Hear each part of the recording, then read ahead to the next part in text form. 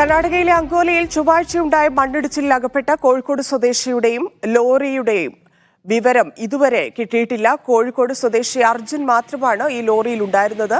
ലോറിയുടെ GPS അവസാനം കാണിച്ചത് ഈ മണ്ണിടിഞ്ഞ ഭാഗത്താണ്. മന്ത്രിയുടെ ഓഫീസിൽ അറിയിച്ചിട്ടും ഇടപെട്ടില്ല എന്ന് ലോറി ഉടമകളുടെ സംഘടനാ നേതാവ് സ്റ്റാലിൻ ആരോപിച്ചു.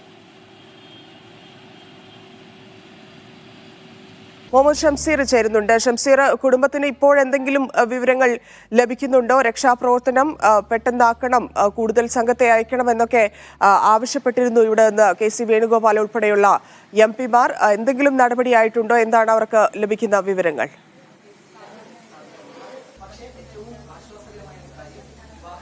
ധന്യ, ഞാനിപ്പോൾ നിൽക്കുന്നത് കർണാടകയിലെ അർജുന്റെ വീട്ടിലാണ്. ഇപ്പോഴും പ്രതീക്ഷയോട് കൂടി തന്നെയാണ് കുടുംബാംഗങ്ങളൊക്കെ ഇവിടെയുള്ളത്. വീട്ടുകാർക്ക് പുറമെ അടുത്ത ബന്ധുക്കളൊക്കെ ഇവരുടെ വീട്ടിൽ ഉണ്ട്. ഞാൻ നേരത്തെ സൂചിപ്പിച്ച പോലെ തന്നെ ഫോൺ റിംഗ് ചെയ്തു എന്നുള്ളത് പ്രതീക്ഷയോട് കൂടി തന്നെ കാണുകയാണ് കുടുംബം. അതായത് അർജുൻ ഇപ്പോഴും ജീവനോടെ ഉണ്ട് എന്നുള്ള പ്രതീക്ഷയിലാണ് കുടുംബം ഇപ്പോഴും ഉള്ളത്. സർക്കാർ തലത്തിലുള്ള ഇടപെടലുകൾ ഉണ്ടാകുന്നുണ്ട് എന്നുള്ളത് പ്രതീക്ഷയോട് കൂടി തന്നെ കുടുംബം കാണുകയാണ്. നേരത്തെ പ്രാദേശിക തലത്തിൽ മാത്രമായിരുന്നു ഇടപെടൽ ഉണ്ടായിരുന്നതെങ്കിൽ ഇപ്പോൾ കേരള സർക്കാർ തലത്തിൽ തന്നെ, മന്ത്രി തലത്തിൽ തന്നെയുള്ള ഇടപെടലുകൾ, കർണാടക സർക്കാരുമായി നേരിട്ട് ബന്ധപ്പെട്ടുള്ള ഇടപെടലുകൾ ഉണ്ടായി എന്നുള്ളതിൽ പ്രതീക്ഷയോട് കൂടിയാണ് കുടുംബം ഇപ്പോൾ നിൽക്കുന്നത്. ഇപ്പോൾ അർജുന്റെ അച്ഛൻ എന്നോടൊപ്പം ചേരുകയാണ്. നമുക്ക് പ്രതീക്ഷയുള്ള സാഹചര്യമാണ് നിലവിൽ ഉള്ളത്. രക്ഷാപ്രവർത്തനം പുരോഗമിക്കുന്നുവെന്ന് അറിയുന്നു. എങ്ങനെയെങ്കിലും എനിക്ക് മോനെ പെട്ടെന്ന് കിട്ടണം, അതാണ് ഞങ്ങളെ വലിയ പ്രതീക്ഷ. ഒന്നുമില്ല. നിങ്ങൾക്ക് എന്താണ് അവസരമായി നിങ്ങളുടെ ബന്ധുക്കളൊക്കെ അങ്ങോട്ട് പുറപ്പെട്ടിട്ടുണ്ടല്ലോ, അവരിൽ നിന്ന് ലഭിച്ച വിവരം എന്താണ്? ഓരോ വലിയ വിളിക്കുന്നു. എനിക്ക് ആപ്പാടൊരു മാനസികമായിട്ടൊരു വിഷമം, ഒന്നും പറയാൻ പറ്റുന്നില്ല. നേരത്തെ അർജുന്റെ വൈഫ് വിളിച്ചപ്പോഴാണല്ലേ ഫോൺ റിംഗ് ചെയ്തു എന്ന് പറയുന്നത്. പക്ഷെ ഞങ്ങൾ ഒന്നും അറിയില്ല. ഓള് പറയുന്ന റിംഗ് ചെയ്യുന്നുണ്ടിനാ. ശരി, ഇപ്പോൾ സർക്കാർ, നമ്മുടെ കേരള ഗവൺമെന്റ് കാര്യക്ഷമമായിട്ട് ഇടപെട്ടു എന്ന് മനസ്സിലാക്കുന്നതിൽ പ്രതീക്ഷയുണ്ട്. ഒന്നും പറയാൻ കഴിയുന്നില്ല. അത് തന്നെയാണ്. ഏതായാലും കുടുംബം പ്രതീക്ഷയോട് കൂടി തന്നെയാണ് ഇപ്പോൾ നിൽക്കുന്നത്.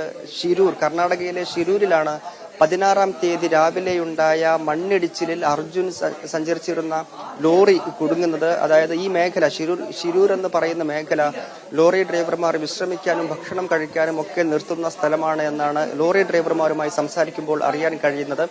ഈ സമയത്താണ് 16-ാം തീയതി രാവിലെ ഈ അപകടം ഉണ്ടാകുമ്പോൾ അർജുൻ പെട്ടുപോകുന്നത് എന്നും അറിയുന്നു. ഈ ലോറി എന്നത് ഭാരത് ബെൻസിന്റെ ട്രക്കാണ്.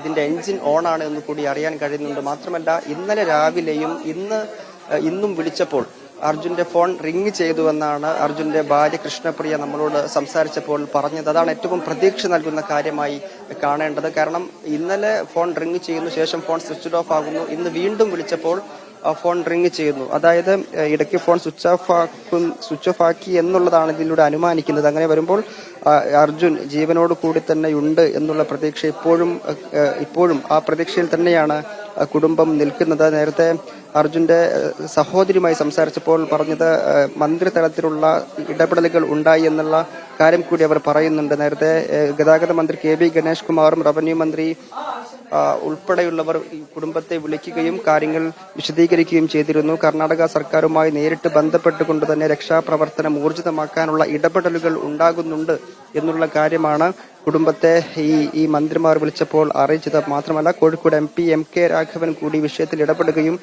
രക്ഷാപ്രവർത്തനം ഏറ്റവും ഊർജിതമാക്കാനുള്ള ഇടപെടലുകൾ ഉണ്ടാകുമെന്ന് അറിയിക്കുകയും ചെയ്തു എന്ന് കുടുംബം പറയുന്നു. അപ്പോൾ പോലും നമ്മൾ കാണേണ്ടത് 16-ാം തീയതി രാവിലെ ഒരു അപകടം ഉണ്ടാകുമ്പോൾ ഇന്ന് 19-ാം തീയതിയാണ്. ഇത്രയും ദിവസമാകുമ്പോൾ ഈ രക്ഷാപ്രവർത്തനം ഈ മന്ദഗതിയിൽ പോയി എന്നുള്ളത് ഗൗരവതരത്തിൽ തന്നെ കാണേണ്ട കാര്യമാണ്. കാരണം നേരത്തെ തന്നെ ഇങ്ങനെ ഒരാൾ ഈ മണ്ണിനടിയിൽ പെട്ടിട്ടുണ്ട് എന്നുള്ള കാര്യം അറിഞ്ഞിട്ടും എന്തുകൊണ്ടാണ് രക്ഷാപ്രവർത്തനം വൈകിയത് എന്നുള്ളത് പ്രധാനപ്പെട്ട ചോദ്യം തന്നെയാണ്. അതേസമയം തന്നെ രക്ഷാപ്രവർത്തനം ഇപ്പോൾ ഊർജിതമാക്കാനുള്ള നടപടികൾ തുടങ്ങി എന്നുള്ളത് കുടുംബത്തിന് പ്രതീക്ഷ നൽകുന്നു കൂടിയുണ്ട്.